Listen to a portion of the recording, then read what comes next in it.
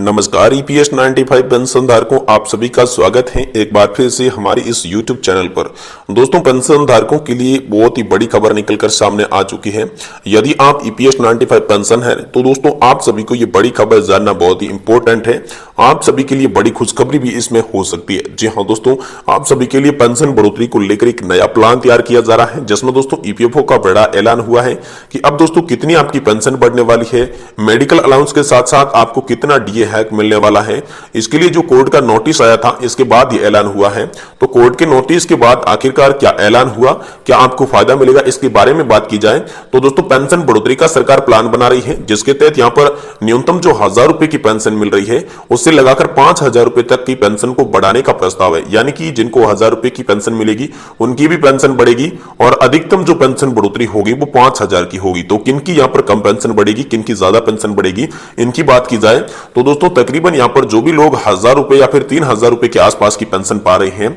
उनकी पेंशन में दोस्तों 3000 रुपए की वृद्धि की जाएगी। वहीं जो पेंशन धारक हाल फिलहाल में 5000 रुपए के आसपास की पेंशन पा रहा है तो उनकी पेंशन में तकरीबन यहां पर 1500 से लगाकर 2000 रुपए की वृद्धि की जाएगी। लेकिन जो पेंशन धारक 7500 के आसपास की पेंशन पा रहा है उनकी पेंशन में कम से कम यहां पर 1500 से 1000 रुपए के बीच की वृद्धि की जाएगी। यह दोस्तों 3 भागों में डिवाइड की गई है आप सभी की वृद्धि। तो अलग अलग लाभ जो है वो यहां पर आप सभी को मिलने वाले हैं। दोस्तों ये जो बढ़ोतरी है ये आप सभी के लिए ऐसे ही नहीं आई, पेंशन धारकों के लगातार भरसक प्रयास किए गए जिसके बाद आई है। जो कोर्ट में केस यहां पर आप सभी के लिए चल रहा था पेंशन को लेकर, जिसके बाद सुप्रीम कोर्ट ने यहां पर नोटिस जारी किया और नोटिस जारी करने के बाद इस सरकार और ईपीएफओ ने यह बड़ा ऐलान किया कि पेंशन धारकों की पेंशन बढ़ाई जाएगी। क्योंकि पेंशन धारकों की पेंशन बढ़ोतरी के लिए पहले सरकार नहीं राजी थी, ईपीएफओ राजी नहीं था, लेकिन जब कोर्ट का इसके ऊपर प्रेशर आया, कोर्ट का दबाव आया, तब आप सभी के लिए ऐसा बताया गया कि पेंशन में बढ़ोतरी की जाएगी। साथ ही साथ मेडिकल हैक को लेकर भी बड़ी खबर है। तो दोस्तों मेडिकल हैक की बात की जाए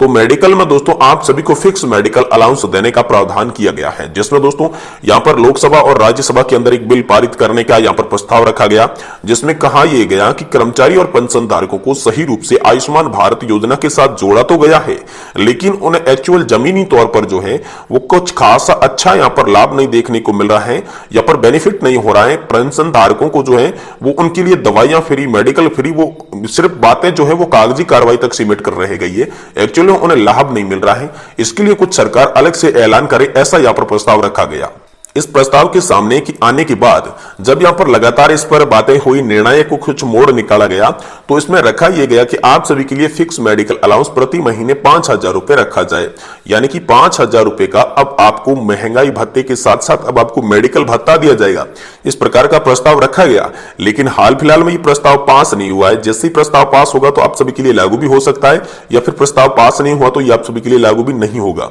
और साथ ही साथ डीए हैक को लेकर बात करें तो डीए को लेकर कर्मचारी लगातार मांग कर रहे थे, पेंशन धारक लगातार मांग कर रहे थे, जिसके बाद दोस्तों पेंशन धारकों और कर्मचारियों की मांग मान ली गई। सरकार ने यहां पर आप सभी के लिए 4% डीए ऐलान कर दिया था। यहां पर जो आपका 42% डीए आपको मिल रहा था उसे सरकार ने बढ़ाया और एक बार फिर से आपका डीए जो है वो 46% या फिर से 4% बढ़ाकर 46% हो गया। लेकिन कर्मचारियों की मांग तो यह थी कि हमारा डीए 46% न करके और भी ज्यादा बढ़ाया जाए। तो अब ऐसी संभावना आप सभी के लिए जताई जा रही है कि एक बार फिर से आप सभी के डीए में यहां पर जो है वो तकरीबन 4% या फिर 3% की वृद्धि होने वाली है, जिसके बाद कम से कम जितनी भी आपकी पेंशन बनती है उनका तकरीबन 50% डीए के रूप में मिलेगा। और 50% जब भी डीए के रूप में मिलता है तो दोस्तों आपका वो डीए आपकी सैलरी आपकी पेंशन के अंदर मर्ज कर दिया जाता है, जिसके बाद फिर से डीए को शून्य से स्टार्ट किया जाता है, जिससे पेंशन धारकों को इसमें काफी राहत मिलती है, काफी सारा यहां पर जो है पेंशन धारकों को बेनिफिट मिलता है। तो ये तो थी आप सभी के लिए पहली बड़ी खबर।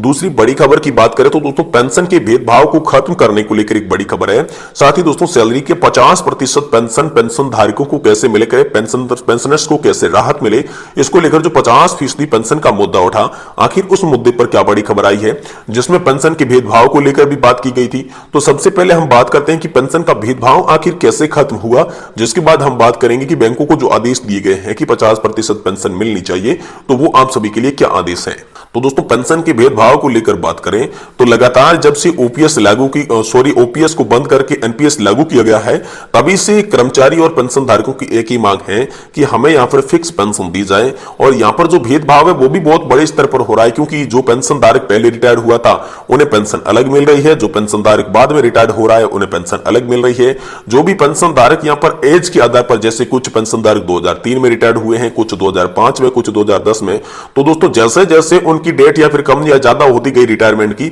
वैसे उनकी पेंशन में भी अंतर आने लग गया था। तो पेंशन धारकों ने ये मुद्दा जो था वो सुप्रीम कोर्ट में उठाया था। तो सुप्रीम कोर्ट ने इस मुद्दे को पहले हाई कोर्ट को सौंपा। सुप्रीम कोर्ट ने यह भी कहा कि आप पहले हाई कोर्ट जाइए, अगर हाई कोर्ट इस मुद्दे पर कोई निर्णय नहीं दे पाता है तो फिर सुप्रीम कोर्ट का दरवाजा आप खुले से खटखटा सकते हैं। तो दोस्तों जब यह निर्णय सुप्रीम कोर्ट के अंदर गया तो सुप्रीम कोर्ट में इस पर विस्तार से चर्चा की गई, जिसमें दोस्तों पेंशन धारकों ने दलील ये दी थी कि हम 2006 के पहले के पेंशन धारक हैं तो हमें पेंशन कम मिल रही है, लेकिन 2006 के बाद में जो पेंशन धारक है उन्हें पेंशन ज्यादा मिल रही है। तो ये अनुच्छेद 14 जो संविधान का अनुच्छेद 14 है, जिसमें कहा गया कि देश का सभी नागरिक एक समान हक प्रदान करने के यहाँ पर जो है अधिकार रखते हैं, तो आखिर हम पेंशन धारक एक समान है तो फिर हमें अलग अलग यह लाभ क्यों दिया जा रहा है? हमें भी एक समान लाभ मिलना चाहिए, हम भी इसके हकदार है। ऐसी जब बात सुप्रीम कोर्ट के अंदर हाई कोर्ट के अंदर लगाई गई तो फिर हाई कोर्ट ने एक फैसला दिया जिसके तहत यह कहा गया कि चाहे 2006 के पहले का रिटायर्ड पेंशन धारक हो, चाहे उसके बाद का रिटायर्ड पेंशन धारक हो,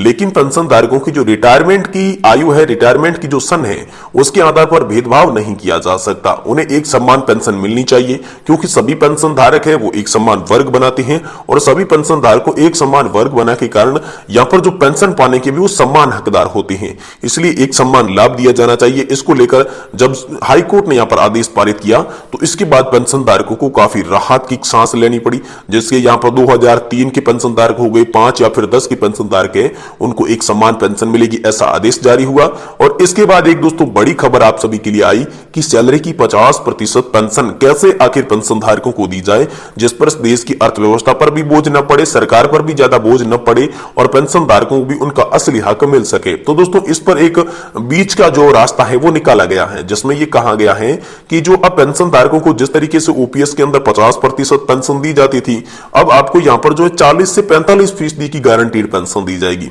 न्यूनतम माने तो दोस्तों 40% और अधिकतम माने तो 45%। यानी कि मान लेते हैं किसी भी व्यक्ति की 10,000 रुपए की सैलरी है तो उसे कम से कम 4,000 रुपए की पेंशन दी जाएगी या फिर 4500 रुपए की पेंशन दी जाएगी, ऐसा सरकार ने आदेश दिया है। लेकिन दोस्तों आखिर ये पेंशन कैसे मिलेगी, इसके लिए आपको कंट्रीब्यूशन करना होगा या नहीं होगा, इसके बारे में आपको बताता हूं। देखिए तो सरकार ने ऐसा एक आदेश जारी किया है जिसमें यह कहा गया कि एनपीएस के अंदर जिस तरीके से कंट्रीब्यूशन जो है यहां पर लगातार कर्मचारी पेंशन धारक कर रही हैं, वैसा ही कंट्रीब्यूशन यहां पर चालू रहेगा, लेकिन उसी कंट्रीब्यूशन को लेते हुए उनके बाद उनको जो रिटर्न्स है वो अच्छे देंगे। लेकिन अच्छे रिटर्न्स देने के लिए जब ईपीएफओ ने मांग की कि अच्छा रिटर्न्स देने के लिए हमारे पास फंड होना भी जरूरी है, तो फंड कहां से आएगा? तो ऐसी स्थिति में यहां पर नतीजा यह निकला है कि अगर फंड की कमी होती है तो सरकार इसमें हस्तक्षेप करेगी। हाल फिलहाल में एनपीएस में भी 14% सरकार दे रही है, तो सरकार उसमें अगर फंड की कमी होती है तो ज्यादा यहां पर जो है हस्तक्षेप करेगी, ज्यादा सरकार योगदान करेगी, ऐसा सरकार जिम्मा लेने को तैयार हो रही है।